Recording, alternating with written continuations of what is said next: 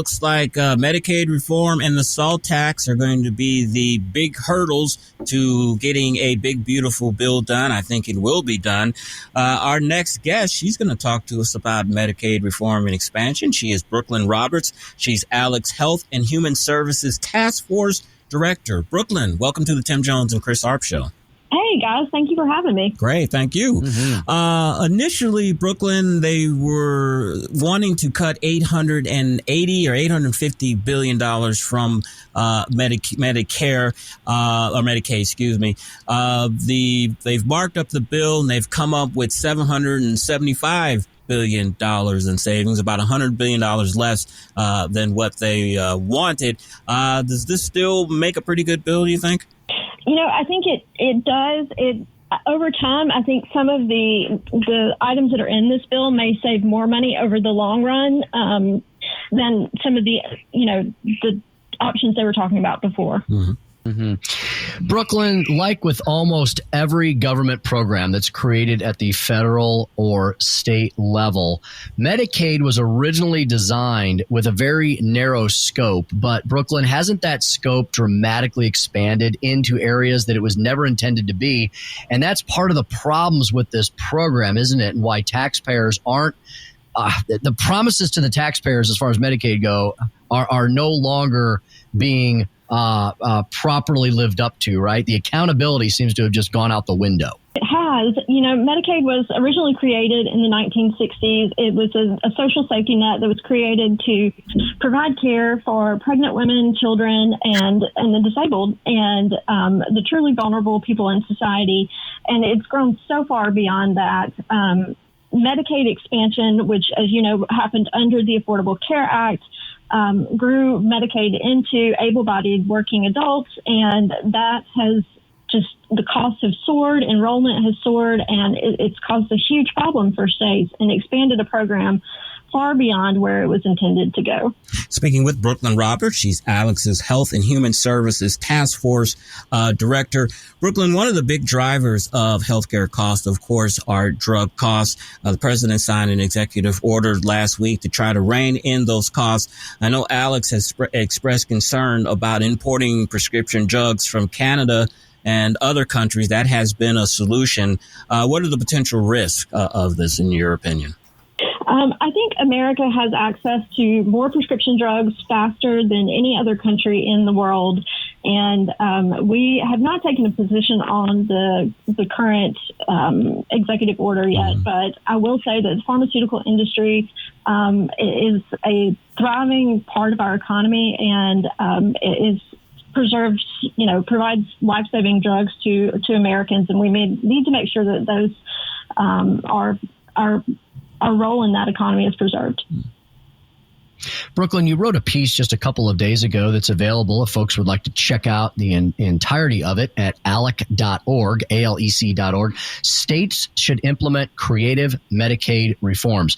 Brooklyn, could you explain to our audience a little bit? Well, this is such a complicated area. Like, how does Medicaid work what is the interplay between the federal government and how the states, either through the carrot or most likely the stick, have to implement it?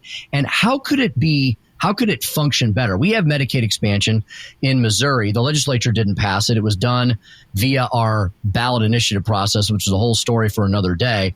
But I think voters were told here in Missouri, this is free money. The federal government's mainly going to take care of the cost. And won't it be wonderful for everybody to have access to this care? So, Brooklyn, could you explain a little bit more about how this works and how it could definitely work better? Well, as you mentioned, it's jointly funded by the federal government and state governments, and your funding is based on something called an FMAP, and states are given federal funding based on populations and this FMAP, right? So when the Affordable Care Act instituted Medicaid expansion, the expansion population, which were working adults, working able-bodied adults, they were covered at originally at 100% by the federal government. That federal funding has dropped over time to about 90%. As you mentioned, most states were sold the free lunch of this federal funding. And even in red states, you had a lot of conservative Republicans who were buying into this initiative. And as ALEC predicted years ago, as you know, the bill is finally coming due for those. So, it's driving a lot of states off a cliff. As I mentioned, enrollments and costs have soared under Medicaid expansion. And now states are going to have to start looking at ways to fund those expansion populations as the potential for, federal funding drops. Speaking with Brooklyn Roberts, ALEC's Health and Human Services Task Force Director. AI is everywhere now, Brooklyn. Congress is trying to debate how to regulate it. They'd rather regulate it than the states regulate it. Artificial intelligence is being currently used to diagnose patients, to help with healthcare. Is ALEC examining AI's impact on medicine and how it could possibly deliver better service for healthcare patients? Yeah, we've looked at that, and I've actually written about it in the past. I think AI shows so much promise in terms of diagnostics and on the administrative side in healthcare. We have to be very careful that anything that we're doing with AI is not endangering patients. It should be seen as a tool and not as a replacement for doctors. And, we have to make sure there is a doctor that is monitoring that, or is a live human being on the administrative side that are monitoring things. But I think it has the potential to save a lot of time and a lot of money in terms of administrative costs. Mm-hmm. Yeah, in Brooklyn, perhaps that can help with costs, with the waste and the abuse of the processes that we see. And, ALEC has also recently sent a letter to Congress as they're dealing with all of these issues in the reconciliation bill on the need for Medicaid reform. Brooklyn, could you help? There seems to be a debate going on in the public square about when those on the right talk about reform and eliminating waste, fraud, and abuse. It seems like those on the left, they don't quite hear those words. And what they hear is people wanting to slash and cut and burn the programs. Brooklyn, can you set the record straight on that? From what you've seen that's happening on Capitol Hill, my understanding is there's no actual cuts that are being proposed at this point in time, but there are things that are being proposed to remove the millions, I don't know, maybe billions of dollars of waste in the program and help the program function better for those who truly should be qualified for it. Is that all true? Yes. So I think there aren't actual cuts to the funding. What they are looking for is restoring the integrity of the program, at making sure that there are regular eligibility checks. Some states are already instituting those. I know Indiana passed SB2 this year, which required regular yearly eligibility checks matched against federal databases. And that matched against federal databases is really important because that is the biggest predictor of fraud when it comes to Medicaid eligibility. So they are trying to clean up the integrity of the program, make sure that the resources are going to the people who truly need it, and that we do have resources in the long term to help these people that Medicaid was intended to help, which were pregnant women, children, and the disabled. And I think we, are just trying to make sure that there is long-term fiscal sustainability of the program and that the program is functioning the way it should and that there's true integrity behind the program. Brooklyn, one of the other areas of healthcare that is driving up costs is the shortage of healthcare workers, especially in underserved areas. Does ALEC have any strategies to address that? We have passed model policy that actually helps with international licensing and recognizing the licensing of international providers here in the States.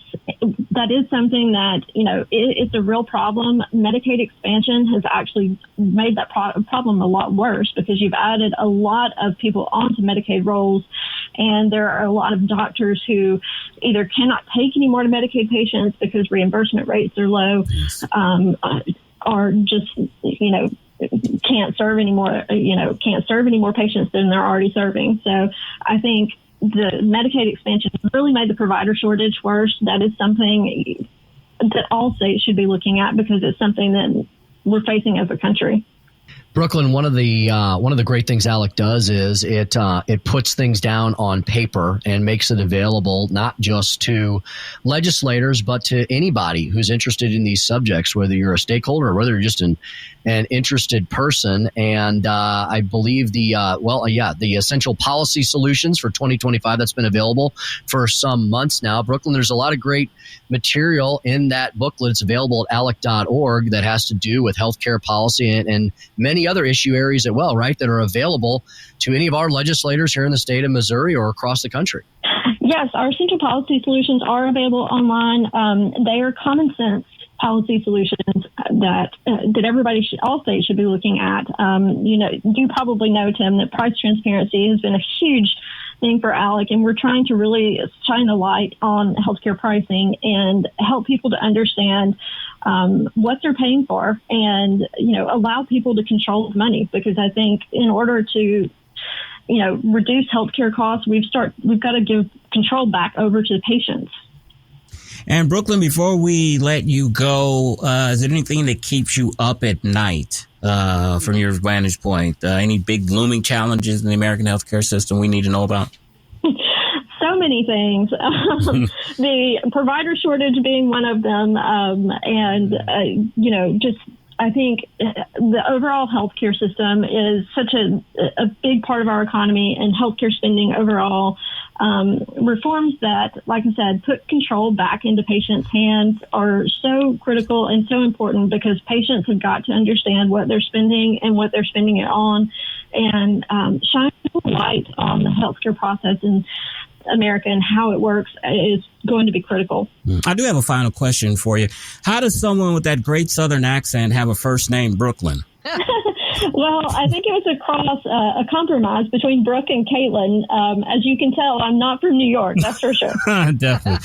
That is Brooklyn Roberts. She's ALEC's Health and Human Services Task Force Director. Alex, you can reach her at alec.org and on X, Brooklyn Roberts. Brooklyn, thank you so much for your time. Look forward to speaking with you again. Thank you guys for having me.